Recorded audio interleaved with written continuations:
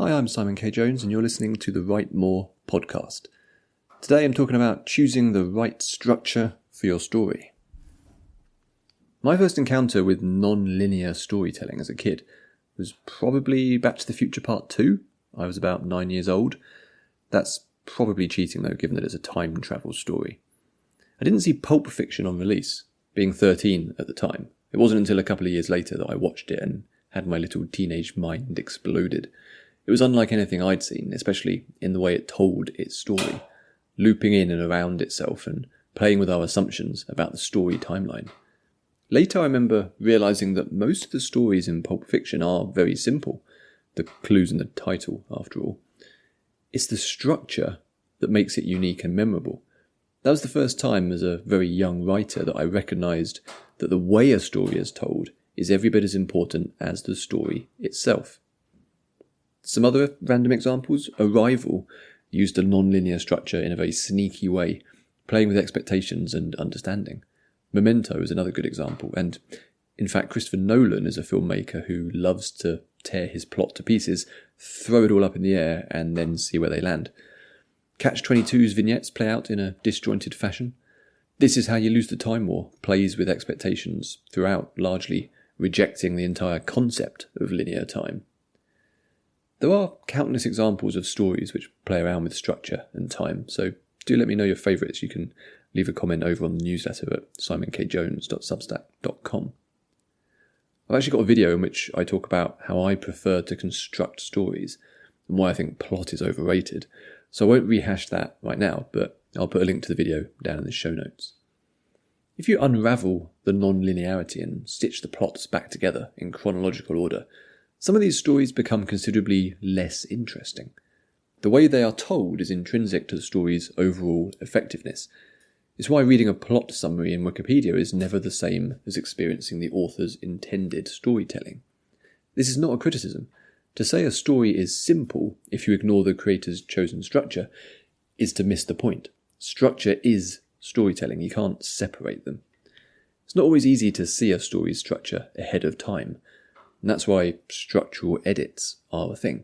The initial manuscript is done, at which point you can look back at what you've got and decide if the structure suits your story.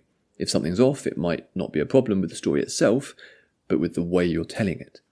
Pulp Fiction, re-edited in chronological order, would still have great dialogue and performances. It'd still be entertaining, but it would be missing the point. It's only with Tarantino's chosen structure that it is elevated to a classic. It's that juxtaposition of scenes and the back and forth, giving it a puzzle-like quality that enhances the overall impact and introduces moments of revelation throughout. Picking the right structure. All of this is on my mind due to what I've been working on in Tales from the Triverse for the last couple of months. As such, I fancy digging through my back catalogue to revisit the various structures I chose for each of my stories. Hopefully it will be of interest and possibly even some practical use for any of you who are struggling with structuring a project. I write online serials and tend to publish as I go, forming the first draft in public. It's a thrilling way to write. You should give it a go. A drawback of this approach is that I don't have the luxury of performing a structural edit, at least not until I rework the text for a subsequent ebook release, like I did with No Adults Allowed. That means having to put in a lot of thought up front about what would best suit the tale being told. At least this is something I realised after writing my first serial, which was only ever intended as a short one-off experiment. To do a quick history tour then. A Day of Faces, 2015. I made this up as I went along. Sure, once I realised I was in it for the long haul and was really enjoying writing a serial, I started planning out where it was going, but I never considered its structure ahead of time. As such, it's a freewheeling, ill-disciplined thing with very peculiar pacing. I did try to apply some pacing to it after the fact by splitting it into vague seasons, but it was always a bit of a patch job. You can tell that it's structurally a bit of a bodge because 90% of the book is told in first person from the point of view of Kay. She was a great protagonist, by the way, if I may say so myself. But there are also occasional so-called intervals that are told from the point of view of someone else entirely. Those intervals add some intrigue and mystery, but they're an awkward fit. It's me throwing up my hands and realising I can't quite tell the story without cheating. As such, if I ever turn this one into a paperback or re-serialise it, it's going to need a huge amount of work to bring it up to expected standards. The Mechanical Crown, 2016 to 2019. Having discovered the stresses of not nailing down a coherent framework, I determined to not make the same mistake with my second major project. The Mechanical Crown was to be a fantasy epic, large in scope as well as word count, so I had to know what I was doing or it would get very, very messy. This one was unusual in that I'd written a very bad draft of it a decade earlier called Evenden. This was long before I tried writing serial fiction, and I was many years away from finding my preferred form. That initial draft had been told from a subjective, limited third person, with each major part of the book told from a different character's point of view. It hadn't worked. The story was too sprawling to work when limited to a single character for a significant amount of time. For the ground-up rewrite of The Mechanical Crown, I switched to a more flexible mode, with each chapter being limited to a single character's subjective POV, but able to swap between characters from chapter to chapter. It remained a linear story, but much more agile than before. No Adults Allowed, 2020. This was an especially fun project. It was my lockdown book, and after 3 years of The Mechanical Crown's epic shenanigans, I was keen for something lean, precise, and short. The need to keep it contained meant planning in more detail than usual. This was the only time I've planned every single chapter ahead of time. Knowing my tendency to drift off on hopefully interesting tangents, I decided to give myself an extra challenge by incorporating a countdown into the chapter numbers. The first chapter of the serial is called 29, and it counts down from there. Whether in the context of the original weekly serial or the paperback, it's an unnerving experience for the reader once they realise what's happening. What's going to happen at 0? Being a weekly serial, this meant being very precise with each chapter. I couldn't go short or long because it would throw off that countdown. It's not something I'll be attempting ever again. Several chapters in the book open with mysterious computer logs, stylistically at odds with the kids-on-an-adventure tone of the main text. It's a simple structure, but adds intrigue, especially to the opening chapters, a promise to readers that something unexpected is happening below the surface. While No Adults Alloved's main story is fairly linear and simple, the way it's all glued together was very deliberately designed. You can grab a copy of this one on Amazon if you're so inclined. Tales from the Triverse, 2021 to 2025, probably? So that brings me to my current serial and the one I've been serialising for over 3 years via this newsletter and podcast. I knew Triverse was going to be long, but I didn't want it to be entirely impenetrable to anyone joining later. I leaned into the police procedural aspect, splitting the longer plot arc into multiple cases, each of which works as a more or less self-contained story. When a new reader checks out the story index, that's what they're seeing.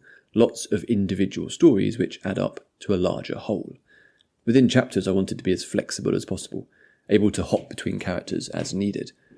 Without really thinking about it, with each project I've become less and less regimented in how I use character perspectives. Though I still write in a subjective third person, I enjoy the opportunities it affords to juxtapose different views and opinions. Triverse, being more of an anthology for most of its run, is also quite happy to hop into flashbacks or have one-off bonus chapters dealing with curious offshoots from the main story. My current obsession with non-linearity is due to recent story events. I've rather torn up the rulebook I'd established for Triverse, jettisoning the police procedural superstructure. The detectives have literally been fired from their jobs and falsely accused of corruption. Following the dramatic events at the end of the previous season, I introduced a time jump of 5 years, scattering characters far apart from each other. One character, Lola, was absent from the story for several weeks. Now reintroduced, she's telling her version of events via flashbacks. The narrative timeline is fragmented, skipping between the past and the present, including a quick sojourn to 200 years earlier. It's a lot to keep alive in my head when writing for a weekly serial. I don't get the luxury of edits and rewrites, remember. There's a lot of heavy lifting of the plot, and that always makes me nervous. Which is where the non-linear flashback chronology comes in, I think. Rather than seeing events in order, we get to experience the confusion and fears of the main characters. They've all been ripped from their lives and are having to figure out who they are now and what they do. We're having the same experience as readers. Character, structure, plot, story. All of this made me realise that, as usual, it's the characters calling the shots. I'd originally thought that I'd implemented this back and forth non-linear structure for recent Triverse storylines in order to make them more interesting and add unpredictability, but that's not quite it. It comes down to figuring out what best represents the characters. The upheaval faced by the lead characters in Triverse needed to be represented in the superstructure of the storytelling itself. I wanted readers to feel as discombobulated as Clark and Lola and Kaminsky. The uncertainty and complex reveal of the timeline plays into the characters' concerns and confusion.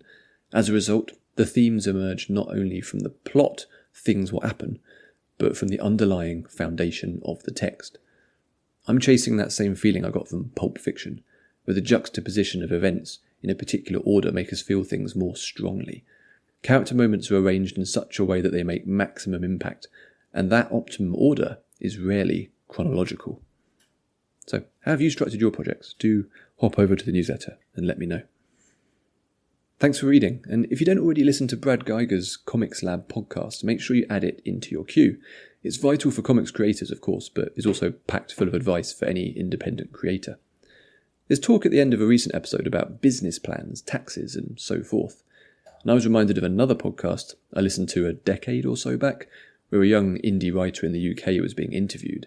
She'd had quite some success on Amazon, and the host asked about the implications around tax.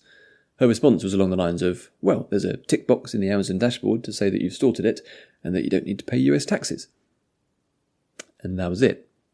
In other words, she wasn't doing anything around taxes and thought that ticking that box was all she had to do. I just hope that HMRC didn't have that particular podcast on their playlist. Right, well, I better go and do my taxes. Thanks for listening, and I'll catch you next week.